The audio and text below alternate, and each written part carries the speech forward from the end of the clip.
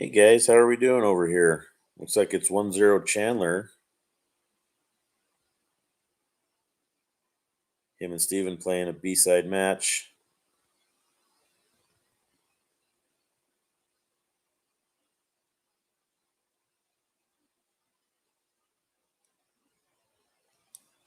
Over here.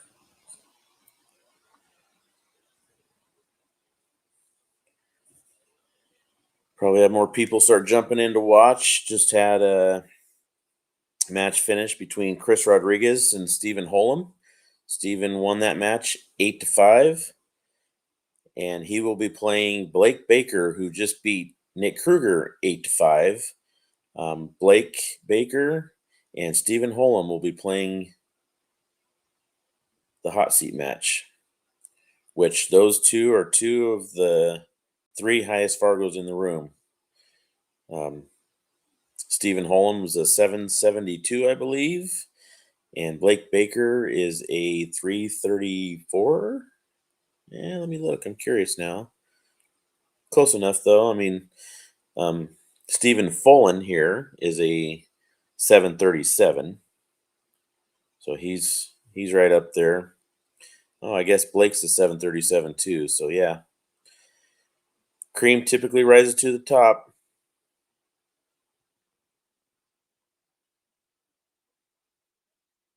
That's for sure. Oh, good hit.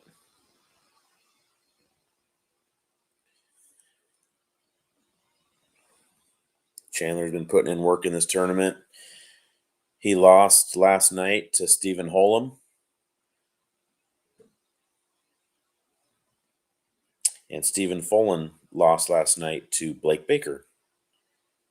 So these guys are trying to come back and get some redemption too. Oh, another great shot. Man, what a great safety. He'd like to have come another ball rotation, but traveling that distance is pretty good execution.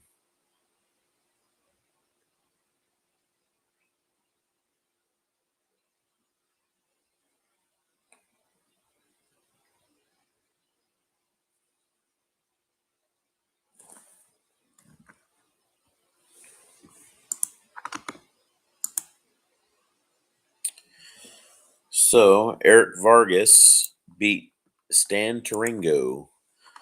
So Eric Vargas is now, he beat Stan 6-3, and him and Matthew Van Claveren are playing in the 7th-8th spot.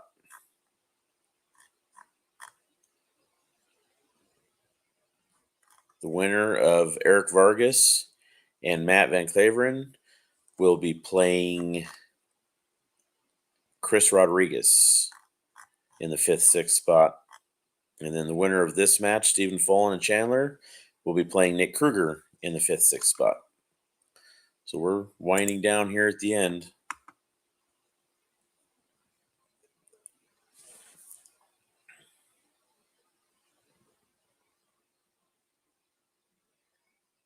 I hate shooting when the rack's still on the table.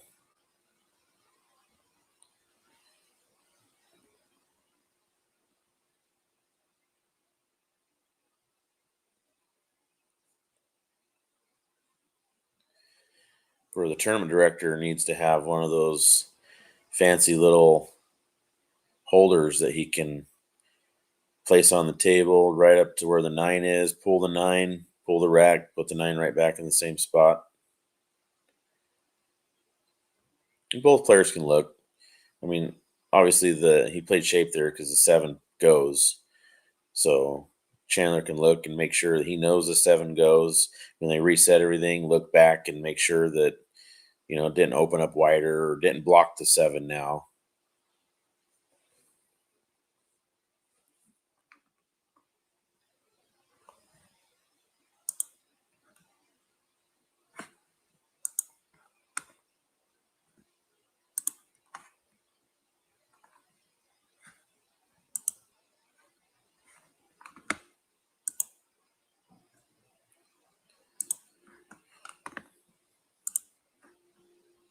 Shoot, you could even take a picture, and when you set it back up, look and make sure it's in the same spot.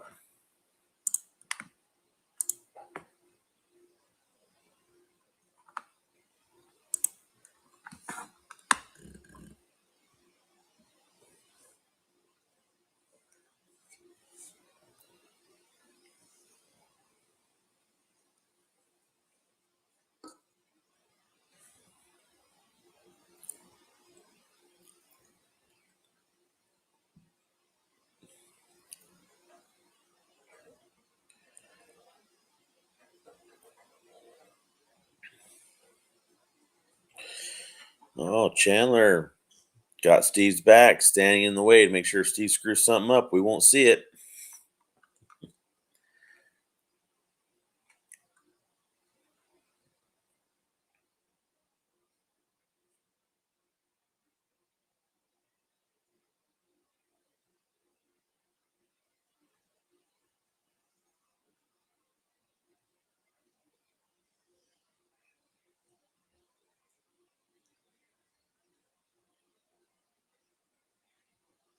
I know some people might be watching this thinking they're being too picky or whatever, but in these kind of matches, these are the things that matter. I mean, this where this ball sits and how it plays, could be the difference between Steven getting out or not getting out or having to play safe, and it could cost him a game, and ultimately an alternate break format, it could cost him the match, and vice versa. So, got to get it right.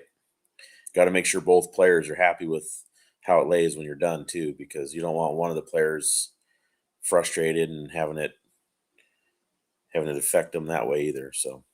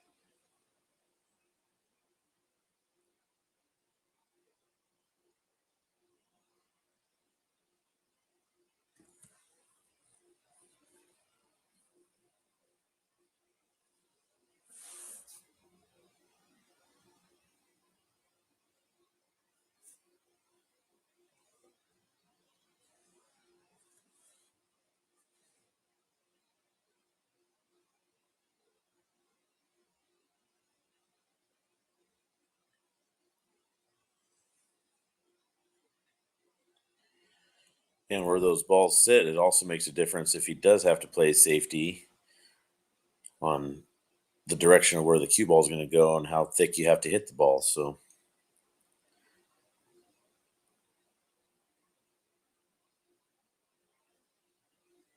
I can tell you, I've been in this spot before to where all too often I've been like in Chandler's spot, and I'm like, wherever you think it needs to be, man, just to kind of move on. And then I sit back and I'm just kind of like on the fence, like, I'm not sure that's where that was. And then I get a little frustrated that I didn't force it and make sure that we get it where it needed to be. So,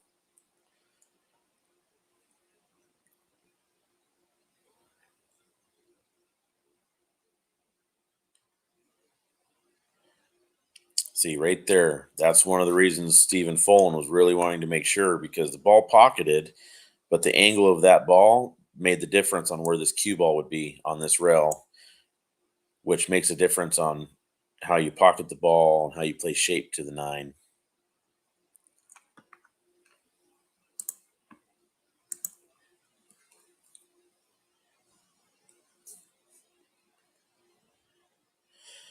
Yeah, at least Steven's not a slow player, though. Once it all got worked out, he just not taking much time to finish this.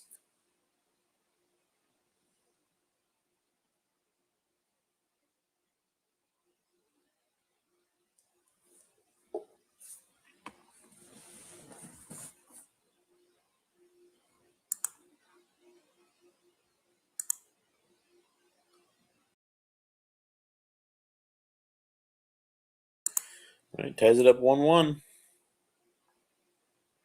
with the break.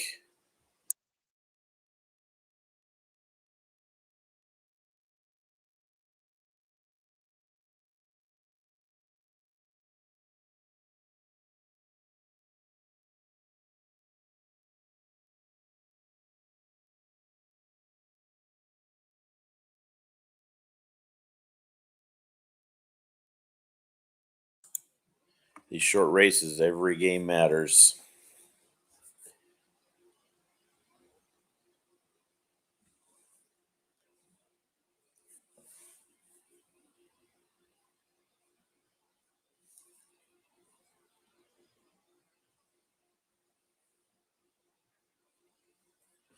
This is a 7th, 8th place match. There's over 120 players in this tournament.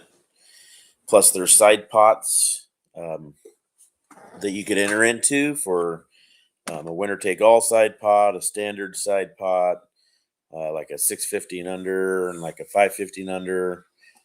So all that's coming into play financially in this tournament as well. But this is a 7th, 8th place match.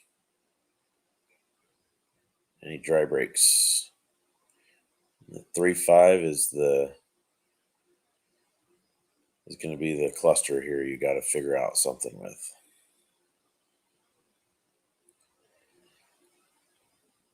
And if you can pocket this 1 and hold shape to the bottom half of the table, then you have an opportunity to develop the 3-5 somehow. But you got to get pretty good on it because that 10 gets big, 8-ball gets big. You also want to make sure you have a shot afterwards. You don't want to just open up balls and not have an opportunity to get out or play a good save. So Chandler's going to have to take a little bit of time and make sure he's working this out. These guys may have taken a quick break too. The last game took long enough.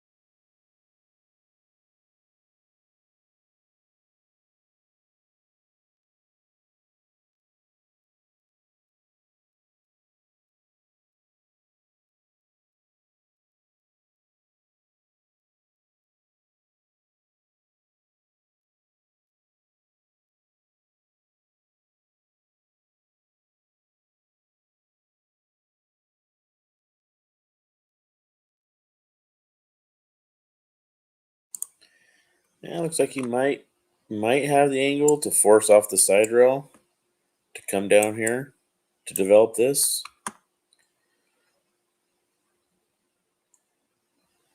It's hard to tell the angles from the camera here.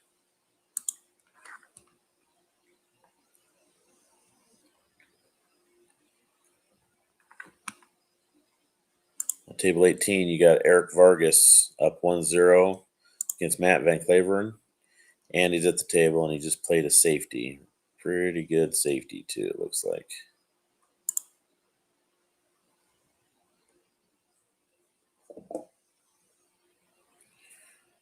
Oh, Chandler just... Let's see if he's going to try to play a little touchy safety here.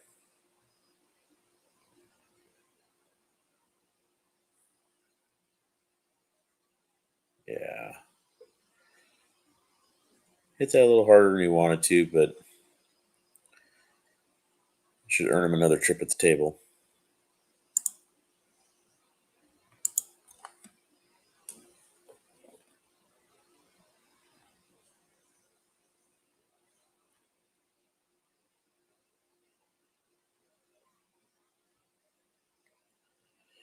Steven's going to try to the cue ball to stay behind this 5-ball if he can. It's tough to do from this angle, close to the rail like that.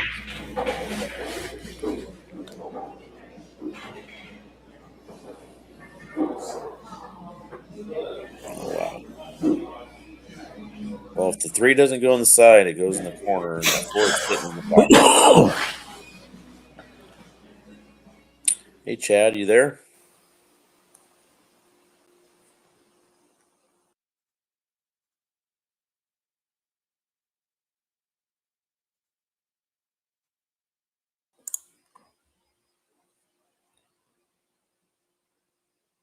There it goes.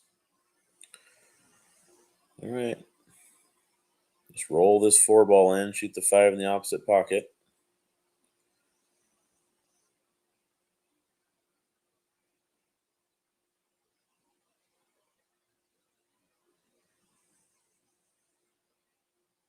Yeah.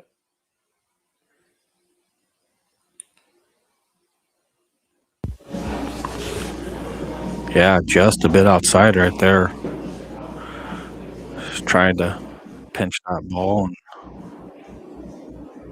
a little wide there, and we shall see. He did.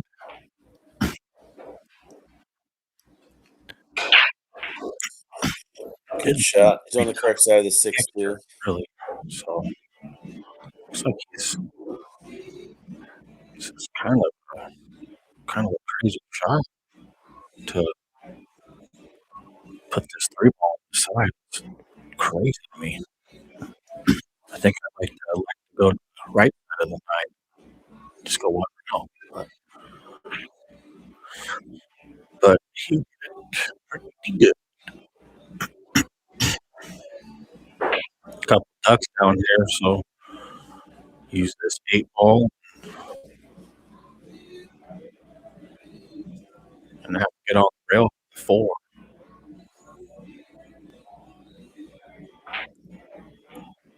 Chandler's taking his time. Good shot. He doesn't want to get careless. He wants to stay with a good, clean pace. Make sure he doesn't do anything reckless. Make sure he doesn't miss any Use shots. the 9 Missing, to slow this down stays just a tad.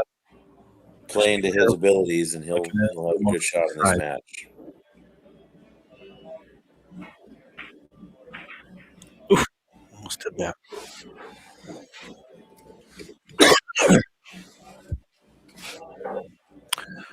Yeah, the good old Karen. If you want to be aggressive, I like Karen at the 4 because the 4's so deep and it's so hard to get onto next. So 4 might be something I'd eye up right now. And I do believe I would use this end rail. I don't like going straight into it. Maybe I get some momentum coming up table because that's what 3-ball's doing.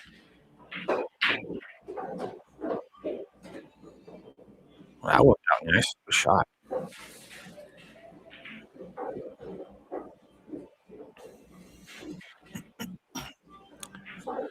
10-ball lays in a really, really tough spot.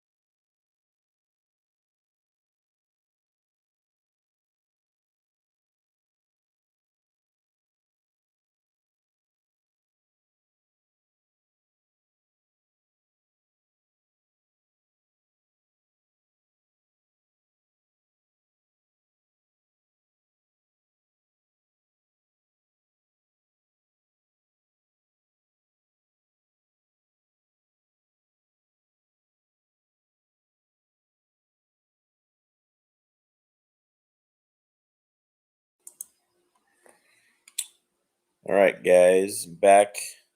Just chatting with Chat a little bit, trying to work out the commentary because um, their setup's a little different than mine.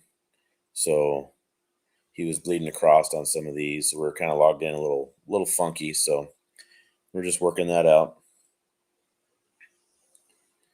It looks like he's going to play a safety here.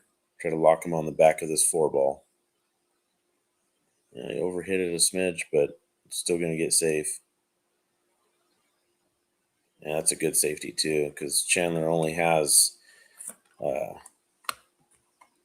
looks like he's only got 2 options. He's got this escape here, or he'd have to come off this rail with a lot of left-hand English to get over there. So it's harder to control.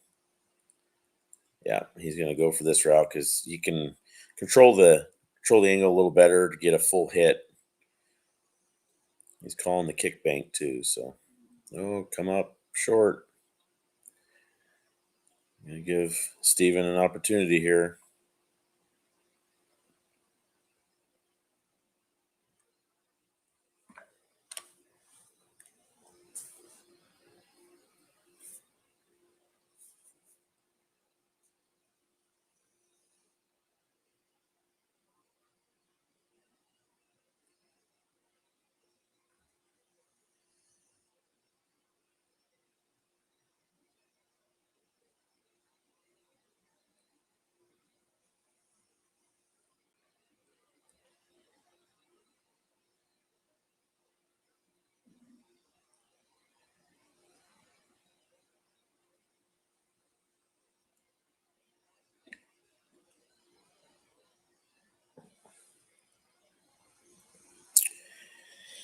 Yeah, trying to play safe. Was probably going to try to go for a 3 foul, but he overhit that and left Chandler a shot here. It's not easy, but I'm sure Chandler's happy to have an open shot at the 1.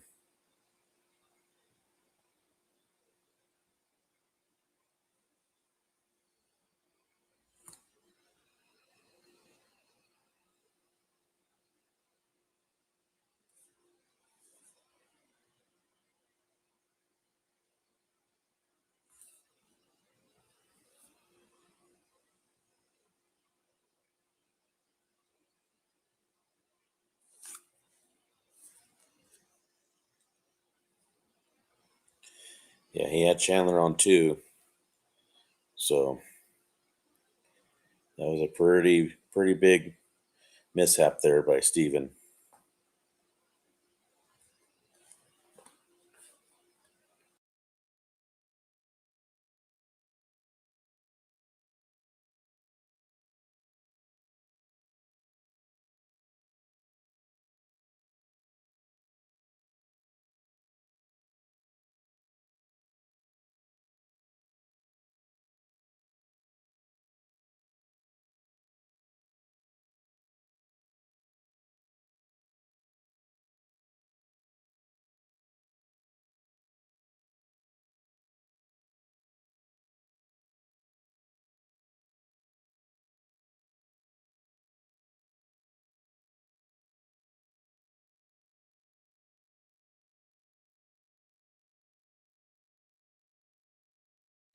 Yeah, good shot. Just stunned forward.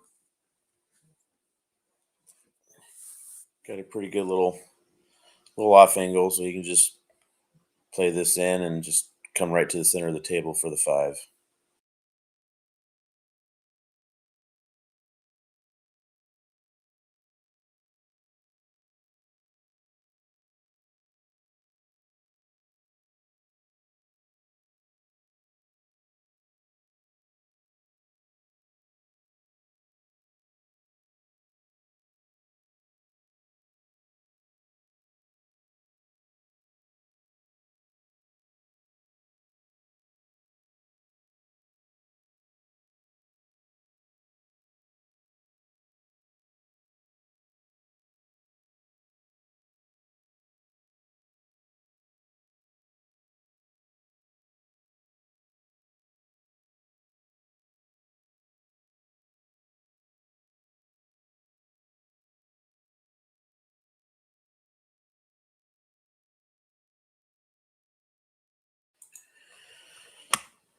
Chandler's playing really good, playing really strong, and he's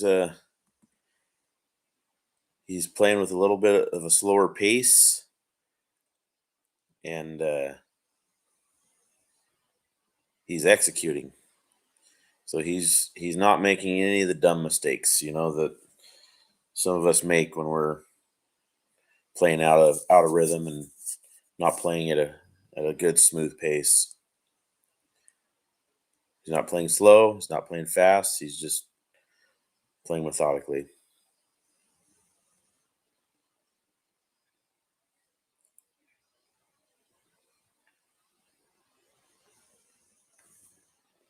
He's going to come over. He's going to take a look at where he wants to be for the 9. Look at the table. I mean, is this a shot? He's got to make a decision. Does the 9 pass the 10?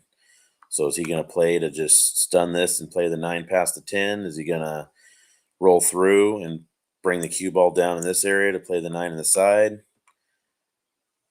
Does he want to punch off and play the 9 in the same pocket? I mean, he's got options. So the big deal is to do what he's doing, walk around the table, make a decision on where he wants to be, and then execute it.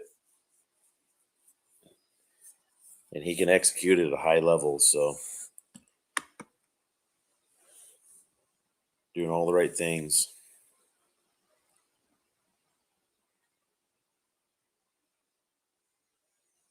Nice shot. He also knows Steven's a beast. You can't give that guy any more chances than you have to, because he can put a lot of racks together as well.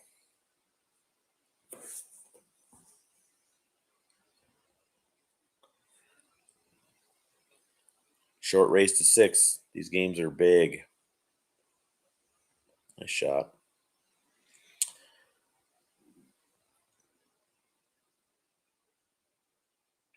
Good out. And then it's going to be Steven's going to take a break.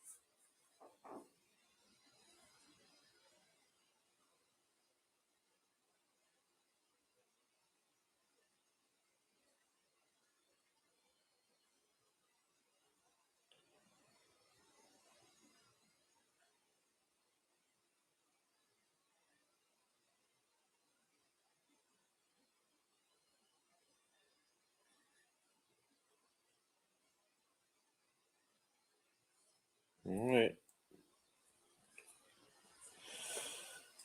See what he does here. See if he gets his break going. He doesn't want to let Chandler get too far ahead. It's a tough format to come back from behind in. You're basically going to be stuck needing your opponent to make mistakes. Oh, man. God, he crushes that break and scratches. That's unfortunate. I know he was struggling with the break yesterday. Looks like he's been struggling with it a little bit today too, so that's never good. And the cue ball didn't get kicked in. He popped that a little off angle, and it jumped over into the side pocket. So definitely gonna need to fix that.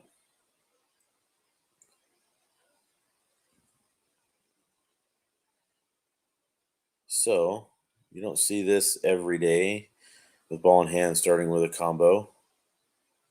I don't like it, and that's the reason why you gotta hit that. I mean, you can't let that happen right there. It's one of the, what do they say? One of the cardinal rules: don't start with a combo with ball in hand unless you have to. Don't draw into a breakout unless you have to.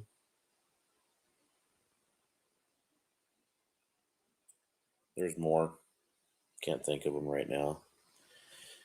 I'm waiting for him to move so I can see the rest of his table to see what the reasoning was behind it.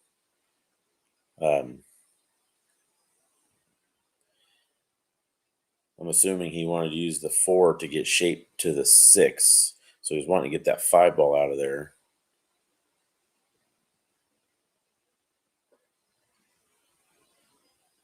Oh, that's not good.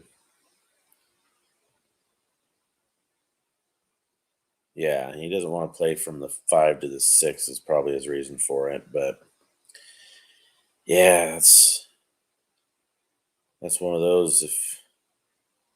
If there's a possibility of that one ball ending up on the end rail, then you want to give yourself a little angle and play the cue ball down table so that if it sits in the end rail, you have a shot at it. If it just sits in the pocket, you still have a shot at it. So a little unforced error. Steven's going to try to take advantage of that. Oh my gosh. Shot that fast and missed. Missed.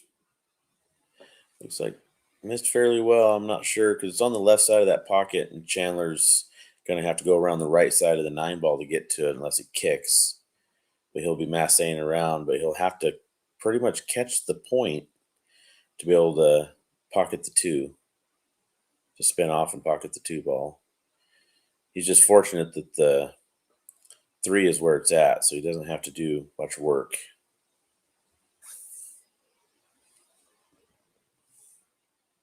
Great shot. Probably going to play the 3 in the side so that he can get the cue ball out to the center of the table for the 4 instead of punching it down table.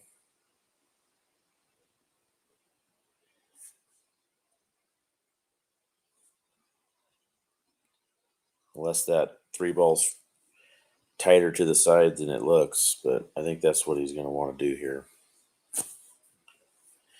4 doesn't pass the 7, and that's the most natural place to play shape to if you play the 3 to the bottom left. So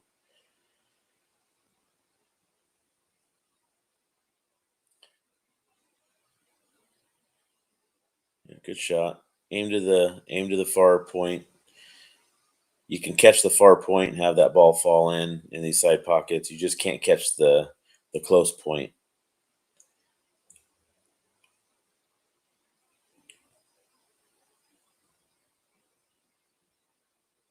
All right. What do you guys do here?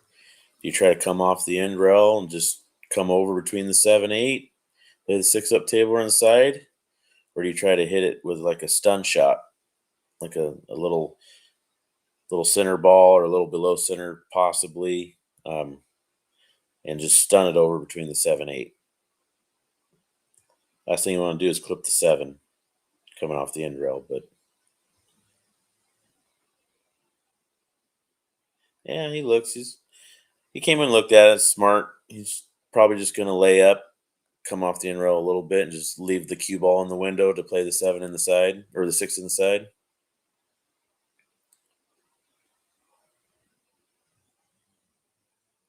Yeah, good shot. He doesn't want to stop this ball. He doesn't want to leave himself a back cut on that 7 so extreme. So he'll want to. Might even be good to take a look at playing to the corner too. It's a bigger pocket. You're playing the 6 ball with speed to that side pocket, a little bit of speed to be able to smooth this ball back a little bit. Yeah, there you go. Play it to the corner, just come straight across table.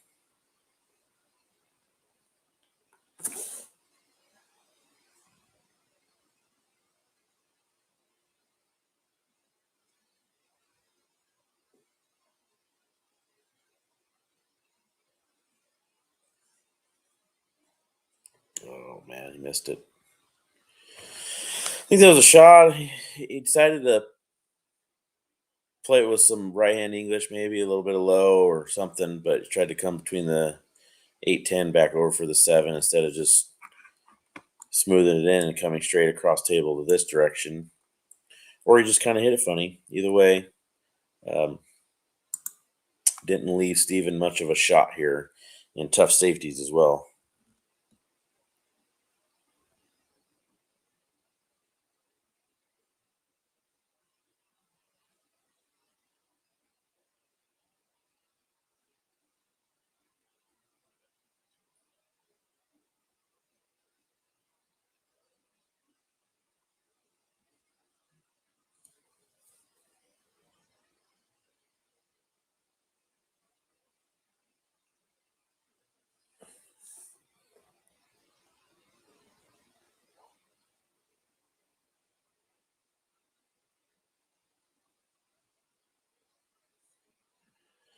Yeah, he was in a tough spot, man. I mean, that was one of those rolls. Pretty fortunate, um, but that's how it goes when you're playing good. You typically start to get some of those fortunate leaves, the fortunate rolls, a good little clip here and there. You miss a ball, and I mean, he could have missed that ball, and it sits in that pocket, or it rattles and comes out towards the center of the table. But it happened to go across and leave Steven a pretty rough shot. So, but you're playing good. Good things start happening for you.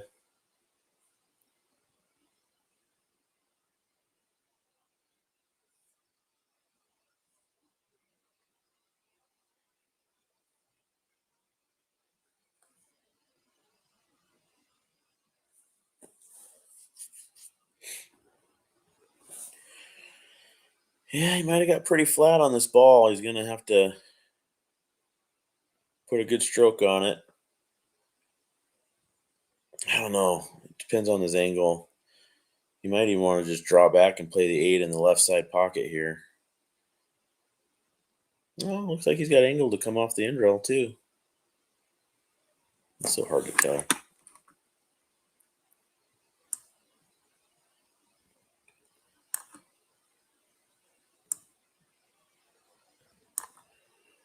Yeah, there's not much angle there.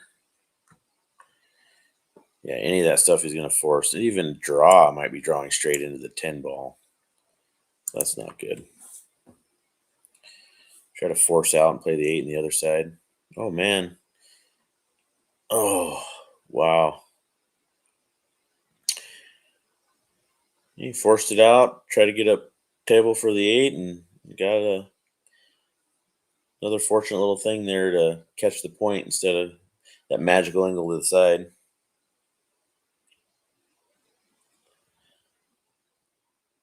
Sure, Steven's probably a little frustrated with it, but he's a seasoned guy as well. He's seen it all. He's done it all. He's been the guy on the other end of it, so I'm sure he'll just take it in stride and wait for his opportunity.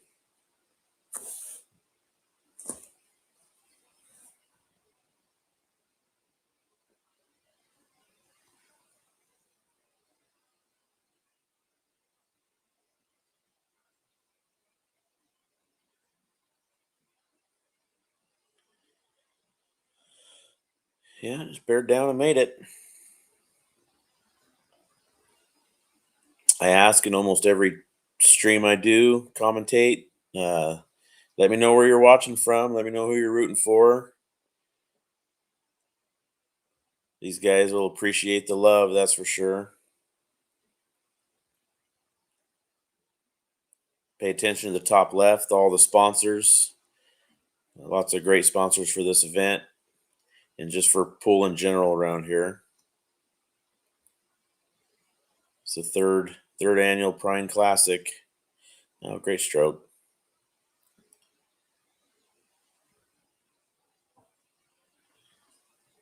Chandler's taking a 4-1 lead with the break, I believe. Yeah, it's the third annual Prine Classic.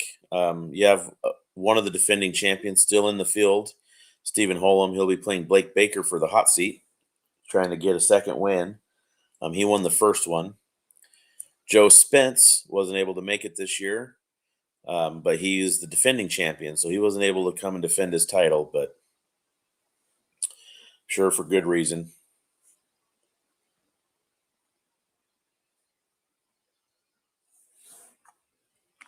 4-1 with the break. See how this goes.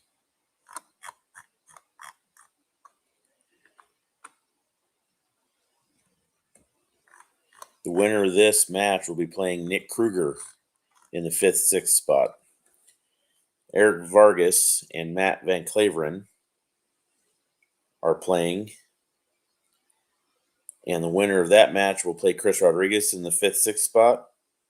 And I think that match actually just ended. I think Eric won that match, so he's moving on to play Chris Rodriguez.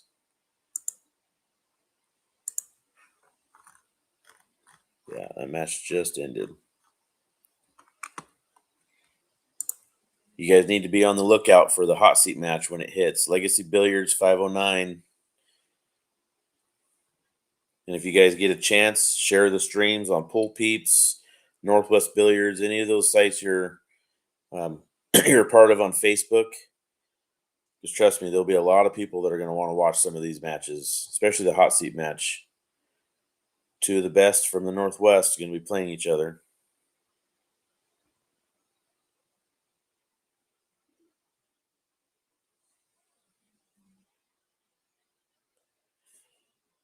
Yeah, Chandler crushed this break. He's pretty flat on the 2, so he's just checking it all out, making sure he finds the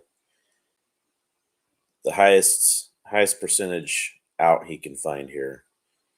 Doesn't want to leave himself long, but he wants to make sure he doesn't overdo something and miss a ball he shouldn't miss or get bad shape where he doesn't need to. Yeah, great shot. Just stun up.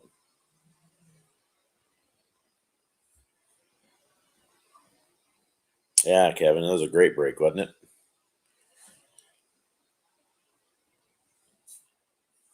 I don't want to keep harping on this, but his pace of play, I absolutely love at this point. It's fun to watch people play super fast, but it's really good to see somebody in control of themselves to be able to be methodical, take a look at all the options, make a decision, and just execute it. And if none of you guys have seen Stephen FOLAN play before, he's an absolute animal. He plays amazing, super strong player, 737 Fargo. So if he gets some opportunities here, he hasn't had a ton of opportunities here. Kind of, scratch on the break, miss safety here and there. He hasn't had a lot of opportunities, so he missed the 2 ball in that last rack, which is uncharacteristic for him. But at the same time, when you're struggling to be in stroke because you're not getting a lot of opportunities at the table for one reason or another, it's hard to find that correct pace and to play at the level that you'd normally play at. So Chandler's doing a good job of keeping the pace at his pace and doing what he needs to do.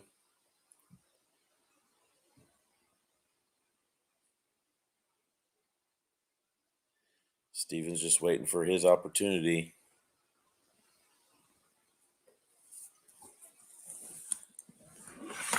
And what a good confident stroke that was. A lot of people was just settled and stunned over just a little bit, took the longer shot, but he's in full control right now.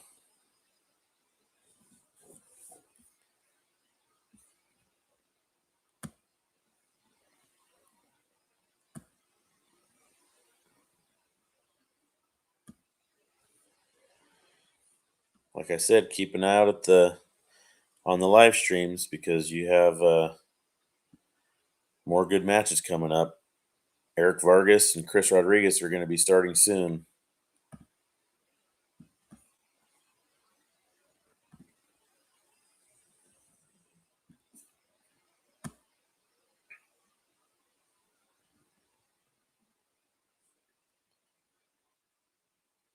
This is where Steven's not necessarily hoping for Chandler to make a mistake. He's just hoping he gets another opportunity.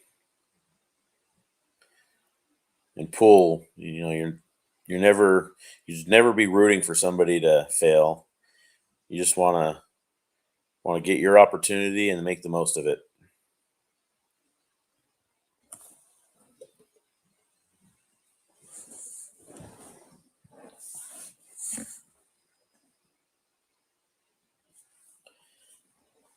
This is a big game. You never want your opponent to get to the hill, especially when they have a few game lead.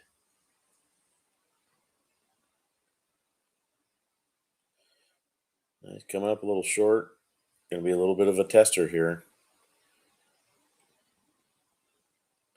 Curious in the chat. Give me an answer real quick on this one. There's two ways of shooting this shot. I mean, there's people that use a lot of low outside or even just a lot of outside English and throw that 10 ball into the pocket. So playing it here, you'll play a bunch of low left. You get the cue ball to pinch like this and come down off this row. And then there's the other way of just playing it with like center ball and letting the cue ball travel this direction up table.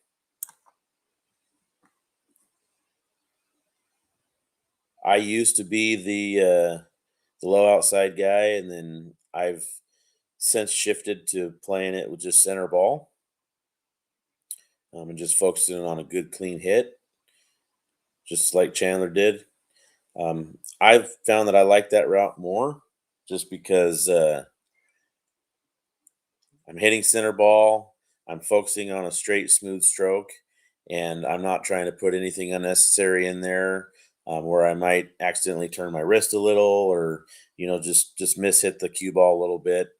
But then a lot of people, they like to play it so that they can put a good stroke on the ball.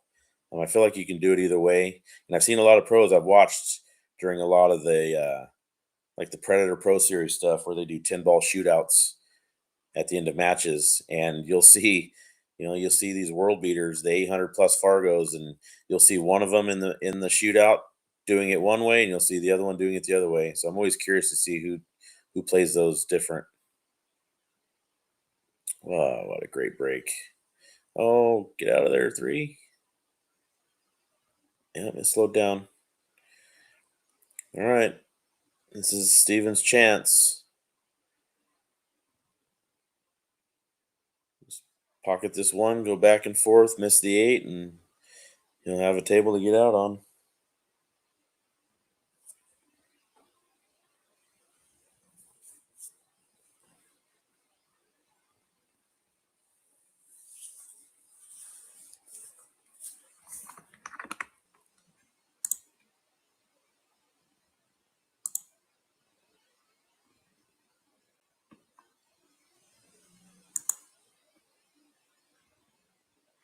Yeah, I just spun that some outside.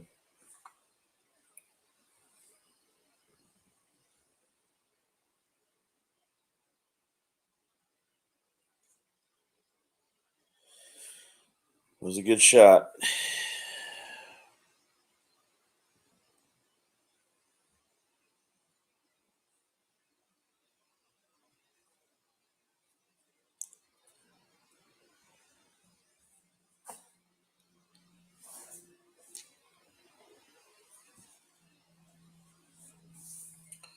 Tell you what, it's funny the different dynamics in the different pool communities.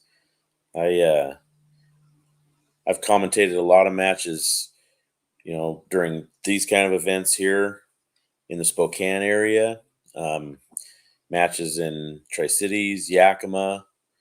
I've commentated matches in Salem, Seattle, Auburn, Golden Fleece, and it's just the different communities. You always see it in the chat. This side of the mountains, for some reason, I don't know what it is, or at least the Spokane area, Spokane, Coeur d'Alene area. I just don't ever see much conversation and much correspondence, or people conversating back and forth in the chat. Then you have matches over and different matches I've commentated in Auburn where you have just people blowing up the chat the whole time. It's hard to keep track of it. So it's kind of funny to see the differences. Yeah, and Steven's making it really good out here.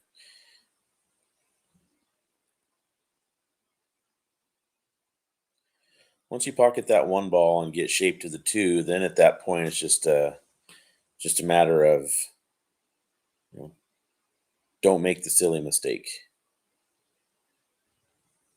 Yeah, he laid up a little bit. He kind of leaned up a little bit after he shot the 7 because he realized he hit it with a little bit more pace than he planned, but still good.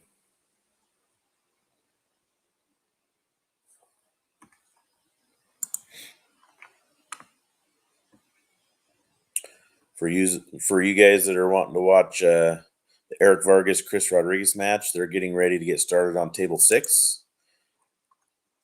Legacy Billiards 509 on YouTube. You can find them. You can also, if you ever follow the digital pool chat, you can go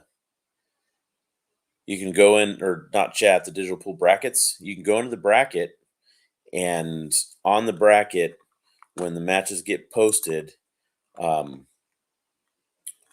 right above where the names are on the bracket, it'll say live stream. And if you click right there on your laptop, on your phone, it'll take you straight to YouTube and straight to the match. Or at the top of digital pool, you can scroll. There's some tabs up there: overview, bracket, live scores. You can scroll all the way to the right and click where it says videos, and it pulls up all the matches that have been recorded through the course of the tournament. You click and go back and watch, and then typically at the bottom of that, you'll see where it says live stream. You click on that, it takes you straight to the match. So multiple ways of getting there, and you can always go back and look down the road too. So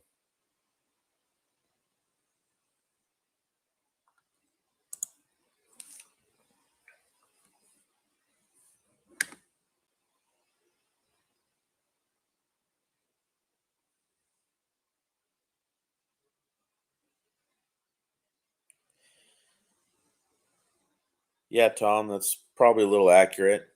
I mean, I've had matches in an area like Yakima to where I get, me and a couple other guys do some commentating, and we get more viewers in that area watching some of those little money matches and stuff that aren't even players at this level or this size of a tournament than we do here for a lot of these matches. Yeah, these guys are all in the money. Everybody that made it to Sunday was in the money. There was even some players yesterday. I believe the top 24, 120 plus players in this tournament, and the top 24 were paid. And some of the players that finished last night finished in the money, and then everybody that made it to today are in the money. These guys are playing for 7th, 8th. Winner of this will go on to play Nick Kruger for the 5th, 6th spot. And right now, on the other stream table, Eric Vargas and Chris Rodriguez are playing for the 5th, 6th spot. It's a really good safety.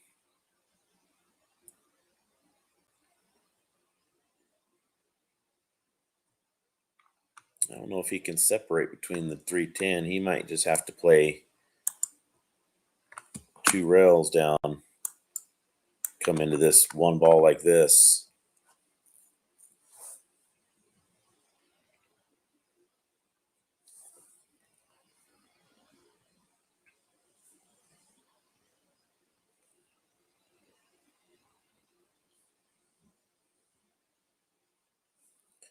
See what he does.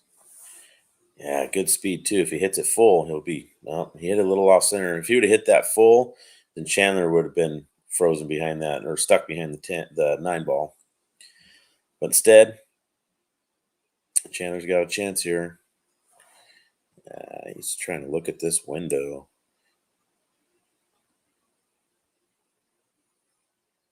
I mean, if he gets perfect to the 2, then rolling into this window is not as difficult as it looks. But man, that's still a small window to play into.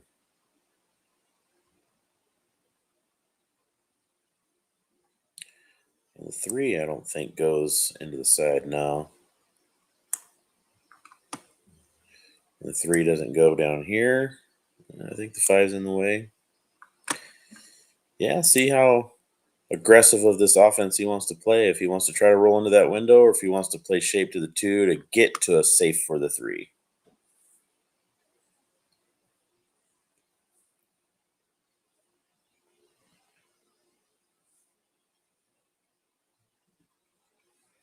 I don't know. He might have come up just like a half a rotation short of being dead straight. That's what he's looking at. He wants to see if he can hit it as full as possible into this half of the pocket to be able to hold the cue ball into this window. He might even need to be a little higher, like up in here. That's touchy.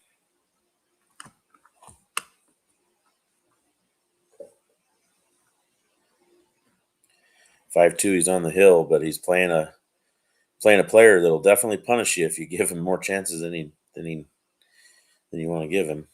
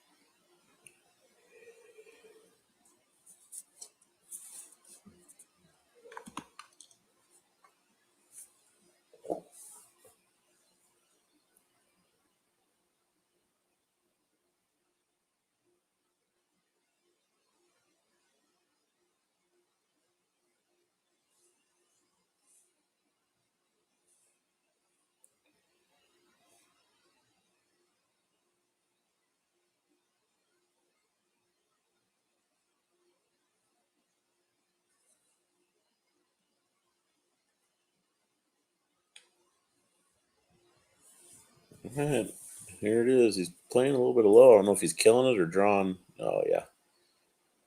Oh boy, howdy. Clip the 10. Not sure that was the plan. He might have been trying to hit the 10 full. It doesn't go.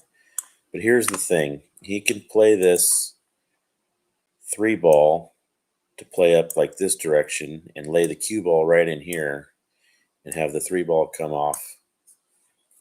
He might be too much of an angle to do that.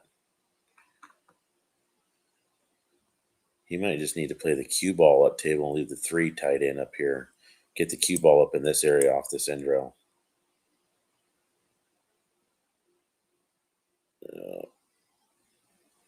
He might have left the edge, but that's a really good containing safety.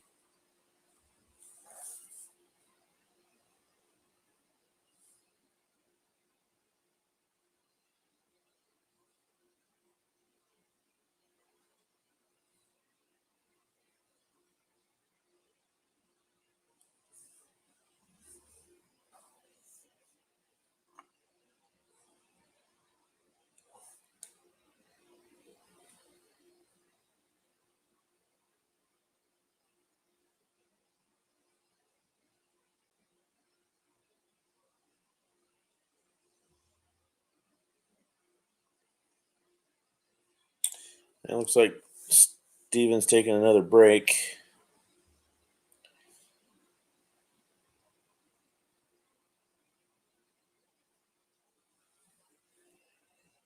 Oh yeah, Tom. That's one thing. A lot of commentators don't pay attention to the chat, but I like corresponding with the chat. I I mean, it makes it more fun for me to commentate when I have people to interact with, and even when I have someone else commentating with me. Um, I like having conversations with them and pool related or whatever, and then I like getting involved with the chat on that aspect of it as well. It's funner for me. It helps create some more dialogue as well. So I always pay attention. Matter of fact, that was one of the big things that EvoSports. The not only are the owners, the people that built this are very very good at what they do technology wise, and this whole layout and doing everything else. But they're really big into feedback from commentators. They have a group for all of us that we are part of an Evo Sports commentating group where we give ideas. They ask for different ideas. They send us out stuff on new changes, things they're doing. Um, and one of the things that they added from the early on versions, they've added it as of late, is a chat feature where on the stream that I'm watching, there's a chat button I can click on, and it pulls up a shaded chat for me to be able to see everything that's going on. So, um, so yeah, I mean, it's there. Sign of the times, man. Interaction is everything. Yeah, Trey, I did not do well. I was hitting the balls pretty good Friday night. Um, I was shooting really good Friday night, but then yeah, they have Steve come in to watch and record this hit. I don't play the best in the mornings, and I played Stephen FOLAN um, yesterday morning, and I did not shoot well. He didn't shoot the best either, but uh, I had chances. That was a good hit, I think. I had my chances. I just didn't play well. I made a lot of little mistakes, stupid mistakes, and then I played Jaime Lechuga on the B side. He put me out, and he shot lights out. It's some of the best pool I've ever seen Jaime shoot. I was pretty happy for him. I hate losing, but I don't mind losing a good pool, and he shot amazing.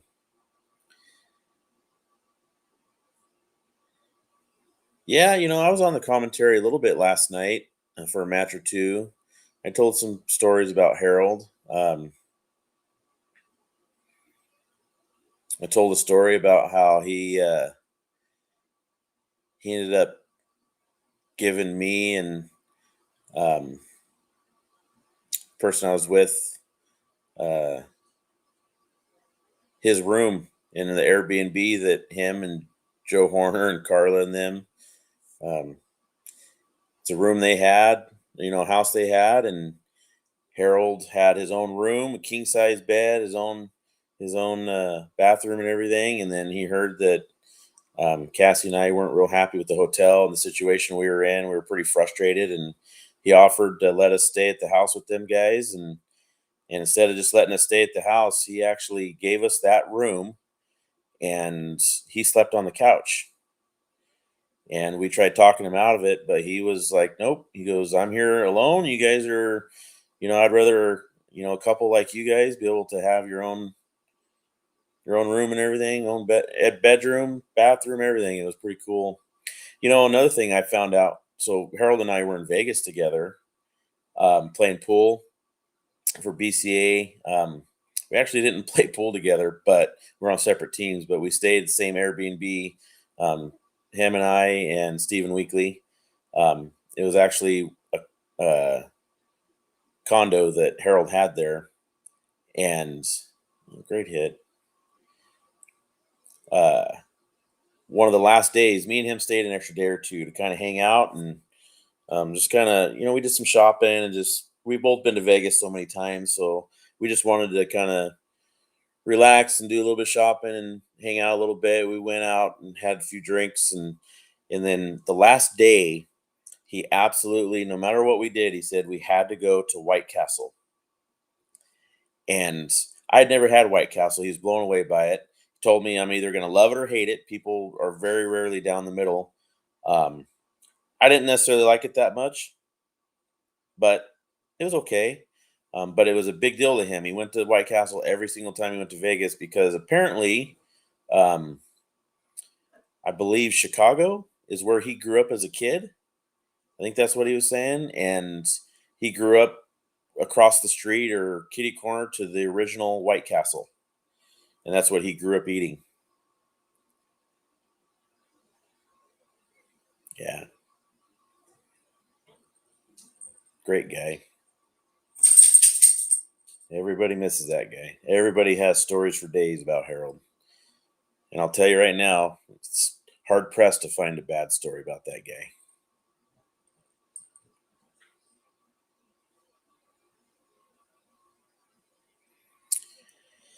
Yeah, I mean he can spin load this ball, try to spin load and come off down and get back out here, but man, if he hits this just a little funky, he's going to be coming towards the 6 ball, and it's an easy way to scratch. He can come up short, leave himself hooked, come up long. I mean, this isn't easy. He may even be looking at playing like cue ball off down this direction.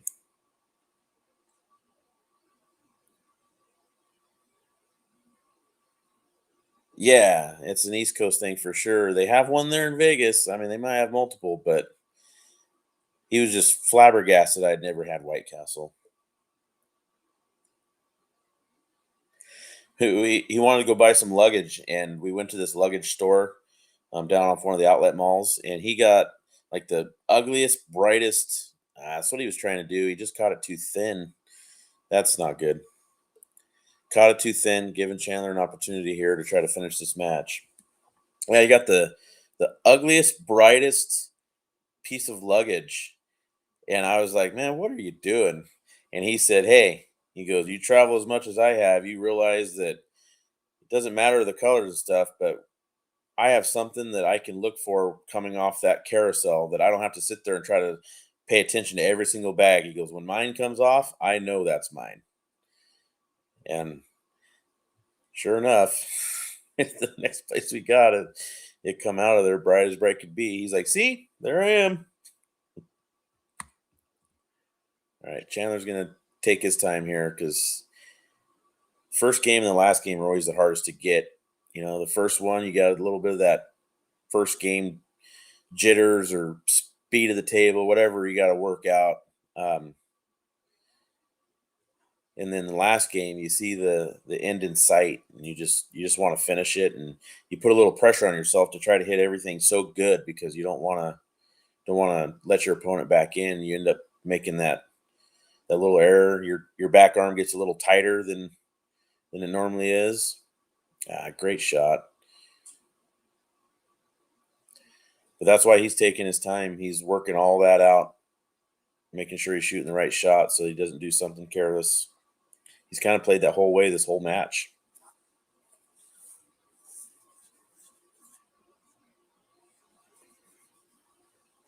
Stevens made some mistakes in this match that are very uncharacteristic.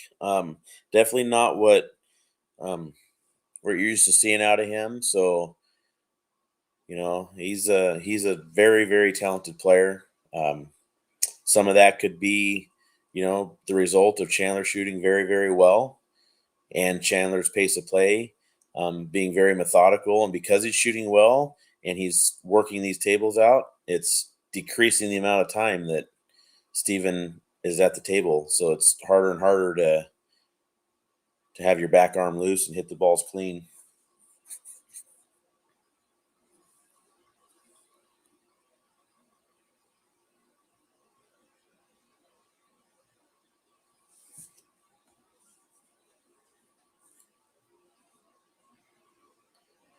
Yep, Harold Prine Classic, third annual.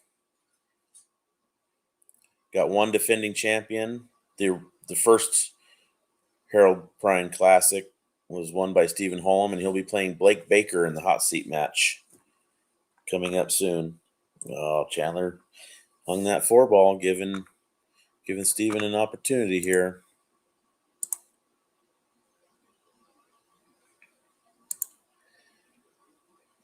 Yeah, Trey, I mean, it's BCA rules. So, yeah, technically there is a shot clock in there. I know it can be frustrating watching the matches, watching how slow some of these people play or how much time they're taking. It used to really bother me. And I played typically fairly fast, but it doesn't anymore. Just because over the years playing in more and more tournaments, and having some success and playing deep in tournaments and feeling what these players feel, knowing what it means to a player, knowing how important every shot is, uh, you tend to just, unless somebody's being completely unrealistic, you tend to just give them an opportunity. Because, like, look at that ball that Chandler just missed. That's not a ball he normally misses, but the weight of the moment, creates those kind of mistakes.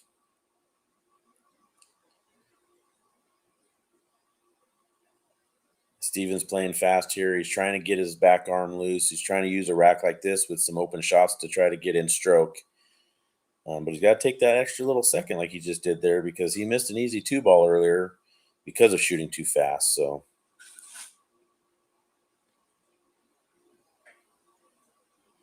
but yeah, I guarantee Chandler doesn't usually play at that pace. Oh, man, see, you got down and shot that fast and missed it. Chandler wins the match, 6-2. It's a big match. I know Steven's going to walk away from that one pretty frustrated.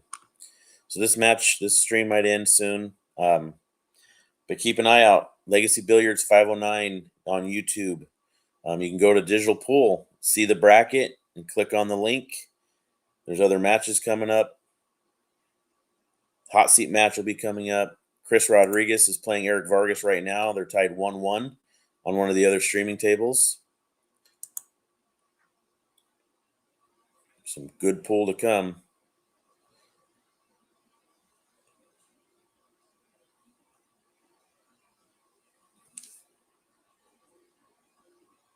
Yeah, that's what he was worried about.